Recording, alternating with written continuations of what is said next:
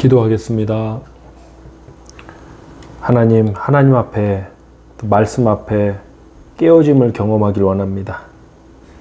항상 우리의 그 자아, 그 에고가 우리 삶의 곳곳에서 하나님의 뜻을 거르고 말씀을 따르지 못하는 그러한 어둠의 역사들을 우리가 만나곤 합니다. 주님, 오늘도 이 말씀을 통해서 성령님 주신 은혜를 통해서 깨어짐을 경험하고 그 깨어짐을 통해 또 새로움을 경험하는 은혜가 있게 하여 주시옵소서. 오늘도 주님만이 주실 그 은혜를 간절히 사모하오며 예수 그리스도의 이름으로 기도하옵나이다. 아멘. 하나님 말씀 나누겠습니다. 신약성경 누가복음 5장 1절로 11절입니다. 누가복음 5장 1절로 11절 말씀입니다.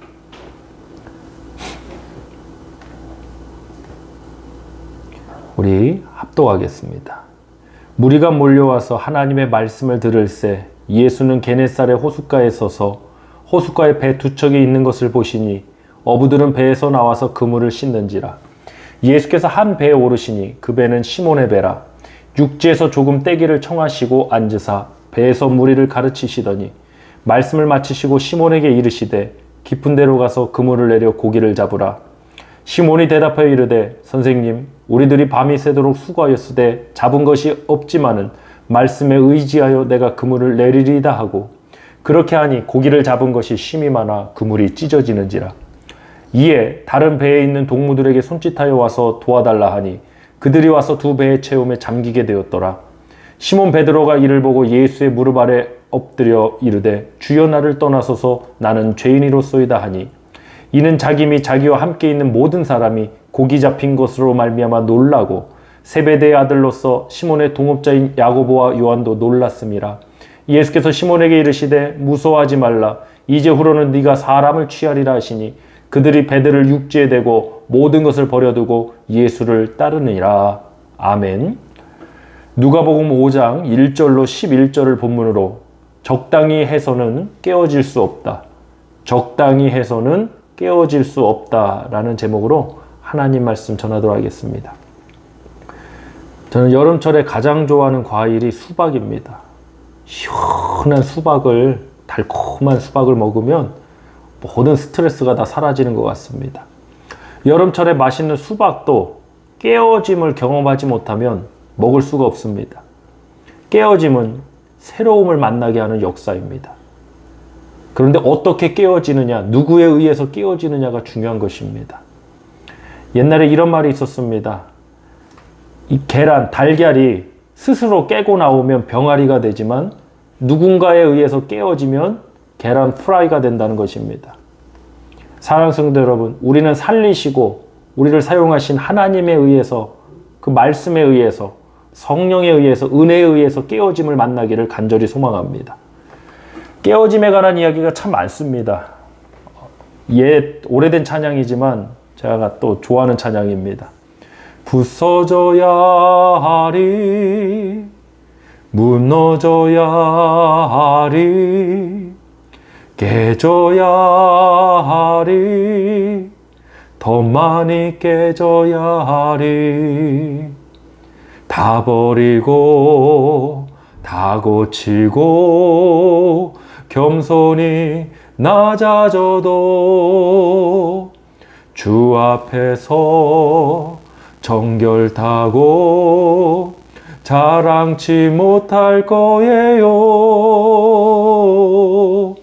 이 찬양이 있습니다. 사랑하는 성도 여러분, 부서져야 하리, 무너져야 하리, 깨져야 하리. 깨어짐은 정말 중요한 것입니다. 오늘 이 본문에도 중요한 것은 그물이 찢어진 것이 아니라 바로 베드로의 영혼이 찢어진 것입니다. 베드로가 깨어짐을 경험한 것이 더 중요한 것입니다. 우리 본문 8절 말씀 보기 전에 우리 본문 5절로 7절 말씀 보겠습니다. 시몬이 대답하여 이르되 선생님, 우리들이 밤이 새도록 수고하였으되 잡은 것이 없지만은 말씀에 의지하여 내가 그물을 내리리다 하고 그렇게 하니 고기를 잡은 것이 심이 많아 그물이 찢어지는지라. 이에 다른 배에 있는 동무들에게 손짓하여 와서 도와달라 하니 그들이 와서 두 배의 체험에 잠기게 되었더라. 아멘. 신앙은 깨어짐이 먼저입니다. 축복으로 채워지는 게 먼저가 아니라 깨어지는 게 먼저입니다. 그런데 언제 깨어짐을 경험하게 되느냐? 여러분, 댐이나 제방 같은 곳이 적당히 물이 차면 깨어질 수가 없습니다. 넘치도록 차야 깨어집니다. 붕괴됩니다. 우리도 마찬가지입니다. 적당히 믿으려고 해서는 깨어짐을 경험할 수 없습니다. 넘치는 은혜를 만나시길 축복합니다. 오늘 본문에서 베드로는 어부였습니다. 그 어부가 밤이 새도록 그물질에서 한 마리도 못 잡았지만 예수님 말씀에 의지하여 깊은 데로 가서 그물을 내려 그물이 찢어지도록 잡았습니다. 사랑하는 성도 여러분, 오늘 본문에서 베드로가 그물이 찢어지도록 잡았다는 그 축복만을 바라보시면 안 됩니다. 왜냐하면 베드로는 그 그물과 그 배와 그 현장을 버리고 결국에는 예수님을 쫓아갔기 때문입니다. 더 중요한 것이 있습니다. 더 중요한 깨어짐이 있습니다. 더 중요한 찢어짐이 있습니다. 그물이 찢어지는 것보다 더 중요한 것이 바로 이 자아의 깨어짐입니다. 자아가 깨어지면 죄인의 고백이 터져 나옵니다. 베드로의 그물이 찢어진 것보다 더 중요한 것이 바로 베드로 자신의 깨어짐, 베드로 자신의 찢어짐이었다는 사실입니다. 본문 8절 말씀 보겠습니다. 시몬 베드로가 이를 보고 예수의 무릎 아래 엎드려 이르되 주여 나를 떠나소서 나는 죄인이로소이다 하니. 사랑하는 성도, 오늘 본문을 보시면 베드로가 예수님 말씀대로 그물을 던지기 전에 예수님을 뭐라고 호칭했는지 아십니까? 선생님이여 라고 했습니다. 정중한 표현입니다. 선생님이요. 그런데 그물이 찢어지도록 잡는 그 역사 뒤에 베드로는 본문 8절에서 주여라고 고백합니다. 예수님 무릎 아래 엎드려서 주여 나를 떠나소서 나는 죄인이로소이다 합니다. 그물이 찢어져서 고기를 많이 잡은 것보다 더 중요한 것이 바로 베드로의 심령이 찢어진 것입니다. 그 심령이, 그 마음이 찢어지고 그 입술이 찢어져서 내가 죄인이라 고백하게 된 것이 더 중요한 사건입니다. 그물이 찢어지도록 잡아서 그 물고기를 내다 팔면 돈은 좀 벌었을지 모릅니다. 그러나 구원받지 못합니다. 그러나 그 마음의 찢어짐, 영혼의 찢어짐, 입술의 찢어짐을 통해 죄인의 고백을 했습니다. 그리고 예수님을 영접해서 영혼 구원을 받습니다. 오늘 본문 10절로 11절 말씀 합독하겠습니다. 세베대의 아들로서 시몬의 동업자인 야고보와 요한도 놀랐음이라.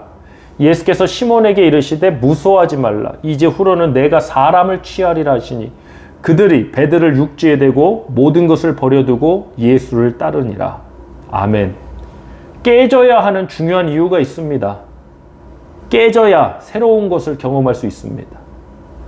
베드로가 물고기 잡는 그물이 찢어진 그 현장에 만족하고 말았다면 그곳을 결코 떠날 수 없었습니다. 잘 되는데 어떻게 떠납니까? 저는 우리 사랑하는 성도님들이 잘 되고 정말 잘 돼서 정말 잘 되기 때문에 하나님 앞에 금식 기도하시는 그런 분이 되셨으면 좋겠습니다. 어렵고 힘들어서 금식 기도하고 특별 작정 기도하시는 분들 많이 있습니다. 물론 해야 됩니다. 근데 너무 일이 잘 돼서, 너무 사업이 잘 돼서, 너무 삶의 문제가 잘 풀려서 그것을 오히려 위기라 생각하고 하나님 앞에 간절히 나를 도와주세요라고 기도하는 분 거의 찾아보기 힘듭니다. 저는 우리 사랑하는 성도님들이 그 주인공이 되시길 간절히 부탁드립니다. 자신의 깨어짐을 통해 모든 것을 버리고 베드로는 예수님을 쫓습니다.